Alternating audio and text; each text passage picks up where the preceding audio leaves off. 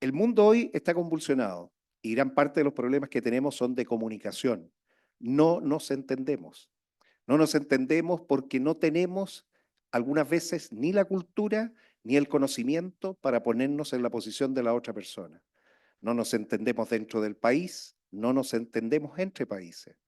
Y esto no es solo un tema de inteligencia artificial, es de comprender la esencia de nuestros lenguajes, de nuestro pensamiento. 5 meses atrás, del 12 al 14 de junio, esta misma actividad comenzó en Valparaíso, en la Cámara de Diputados, Miguel Landero, secretario general de la Cámara de Diputados. Estos 5 meses en Chile hemos estado avanzando para realmente comprometernos, quienes estamos a cargo del desarrollo de políticas públicas, a emplear la inteligencia artificial como un medio. No es un fin, es un medio para ayudar a encontrar respuestas, para modelar, entender las cargas regulatorias, pero fundamental para llegar a acuerdos políticos. Un tercero confiable es un medio que uno tiene para poder llegar a acuerdos. Cuando existen posturas distintas, divergentes, tenemos que encontrar elementos comunes. Y esos elementos comunes algunas veces o son difíciles o otras veces no existe la voluntad para avanzar hacia ello. La inteligencia artificial irrumpe con unas fantásticas capacidades, pero también tiene riesgos. No es un tema de regular la inteligencia artificial, es un tema de cómo la vamos a usar. Todos los días en la casa usamos un cuchillo para cocinar, pero alguien puede matar con ese cuchillo. Nosotros los legisladores no legislamos sobre cuchillos y por eso, ojo, cuando se hable de legislar sobre la inteligencia artificial, lo que tenemos que hacer es ver qué efectos produce y cómo queremos nosotros ser los primeros en usarla.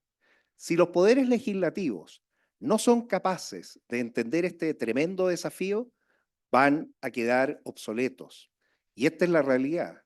Los países que sepan usar la capacidad digital van a tener algo superior al resto. Y buscamos todos que esto se haga de forma coherente, responsable, ética, para lograr efectos, efectos que se puedan medir y no solamente quedarnos en los adornos que pueden uno hoy ver con los ejemplos básicos de inteligencia generativa, la inteligencia artificial generativa, que sirve para hacer muchas caricaturas, pero que en la práctica nos puede ayudar mucho. ¿Cómo hacerlo? Para esto se necesita un concepto, soberanía digital. La soberanía digital le permite a los países, con su lenguaje, con su cultura, entrenar sus modelos de acuerdo a lo que el país necesita. El Machine Learning for Good, el entrenamiento de las máquinas para hacer el bien, tiene que partir y tiene que ser una responsabilidad de cada país. Los chilenos hablamos distinto que los argentinos, hablamos distinto que los bolivianos, hablamos distinto que los peruanos. Y la verdad es que algunas veces no nos entendemos. Entonces, una inteligencia artificial de estos lenguajes, de grandes modelos de lenguaje, los LLM, no puede ser solo genérica, no es un español, son muchos españoles. España está tratando de recuperar ese liderazgo. El gran códex, el libro que tiene toda la información de todas las expresiones en español, no es el diccionario de la Real Academia. Google tiene mucho más que el diccionario de la Real Academia. Pero la verdad es que los mormones que se han dedicado a buscar, ellos tienen más información que Google. Y ese es el problema. Necesitamos levantar esta información. ¿Cómo lo podemos hacer? Compartiendo recursos y capacidad de procesamiento. Hoy los hyperscale data centers basados en GPU, estamos hablando máquinas de NVIDIA capaces de procesar 10 veces más que los computadores normales, están al alcance de nuestros presupuestos. Los bancos internacionales, el BID, la CAF, pueden financiar proyectos para tener programas exclusivos en portugués y programas exclusivos en el español característico de cada país. Eso nos va a dar soberanía digital, capacidad de poder tener nuestros medios, con nuestra cultura, con nuestro lenguaje, para resolver nuestros problemas. Porque finalmente es un acuerdo político. Vamos a tener que decir, mire, esta sí es la que nos ayuda, porque no tiene los sesgos, le hemos hecho todas las pruebas, la explicabilidad, la interpretabilidad, esto es nuestro. ¿Y cómo es nuestro? Bueno, es lo que hay y tenemos que usarlo. Eso no existe y por eso no hay confianza digital. Lo segundo, después de la soberanía digital, es la confianza digital. ¿Cómo vamos a confiar en algo que yo no tengo certezas? Y para eso se necesitan 4 elementos. Lo primero, una identidad digital robusta. Saber que es la persona, ese humano, el que está ingresando y no una inteligencia artificial que podría suplantar. Lo segundo, la interoperabilidad. Traten de incorporarla para poder tener certeza jurídica de actos digitales, tener trazabilidad, saber quién cuándo ingresa, tener integridad, los datos están encriptados, no se pueden cambiar, porque si no, ¿cómo voy a confiar en todo esto?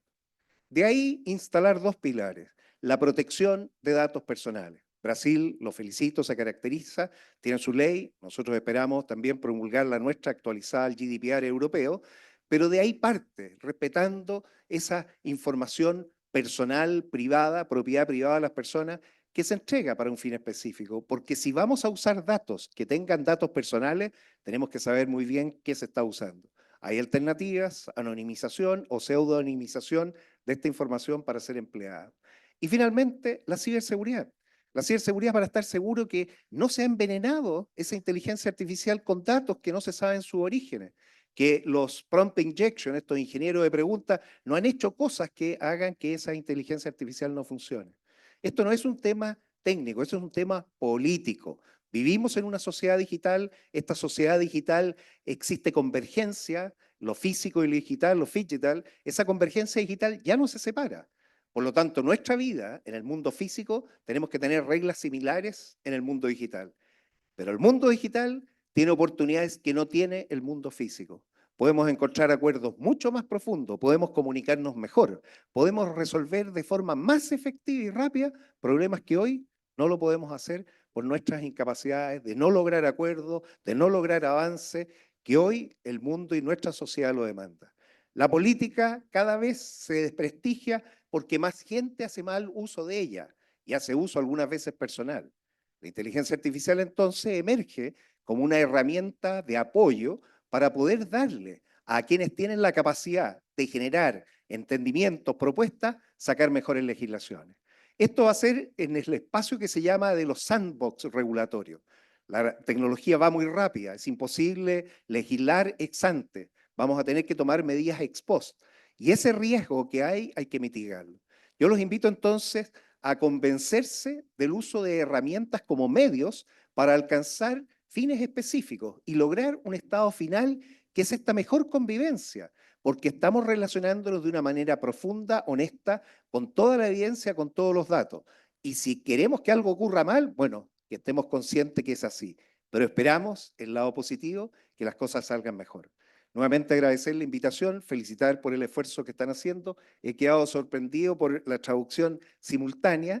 Eso es muy bueno. Después sirve para sacar las minutas. Aquí va a haber problemas de tener que cambiar profesiones y oficios. La redacción, los taquígrafos van a tener que aprender a usar todas estas herramientas digitales. Ese es parte del proceso de transformación digital. Muchas gracias, éxitos. Les deseo un muy buen día.